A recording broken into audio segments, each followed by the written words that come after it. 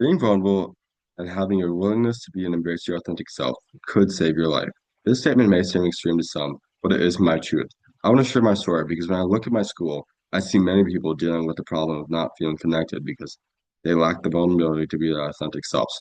This is what my school can improve on. I am fortunate enough to have raised in a solid, loving two-parent household. What you may have assumed when I said this statement is that I have a solid, loving mom and dad. In reality, I have two solid, loving moms.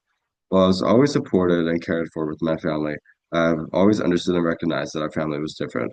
The feeling of having a unique family structure and the shame surrounding its impact hit me one day in elementary school.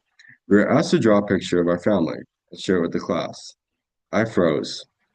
I could not share this picture. I was ashamed of my family. I didn't have enough vulnerability to show my true authentic self, and risk being judged.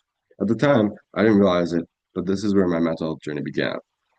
As time progressed, I learned to be comfortable within my family structure and didn't hide this, but I started to hide myself. I was ashamed of the real me. I wanted to make friends and be liked, so I changed myself to fit into whichever group I was around. I built a persona that I thought people would be drawn to, but in the process, it made me feel more ashamed and took a damaging toll on my mental health. Unfortunately, this is when the self-harm and darker thoughts began to develop. I thought I could continue to hide all this, especially from my family, but luckily I have such love and support. On a family camping trip in eighth grade, my mom asked me what was on my wrist. I lied, telling a story about getting scratched in the woods, but she knew this was not the case. My family tried to help me, but I rejected them because I did not want them to be ashamed of me, like I was of myself. After the trip, I was put into counseling, which at first was ineffective because I didn't really see a future. With my counselor, I got to a good place for almost a month, but deep down, I was still hiding my shame and unwilling to be vulnerable.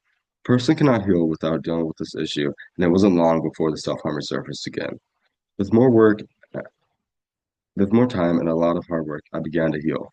The final hurdle I had to get over was the feeling that I could not be myself and be accepted. The social barriers I put up to protect myself from judgment had to come down, and with the help of my sisters and her friends, they eventually did because I was able to build genuine connections by being my authentic self. The more I embraced this and leaned into it, the happier I became. This, in turn, started attracting more authentic friendships throughout my freshman year. These connections grew stronger. I was realizing that the fear of someone judging me was not enough to sacrifice my true self and happiness. When I interact with people at school, I see some people who are swimming in shame and lack of connection like I was. To combat this, I try to always model strong vulnerability because, as it was said in the movie Coach Carter, as we let our own light shine, we unconsciously give people the permission to do the same.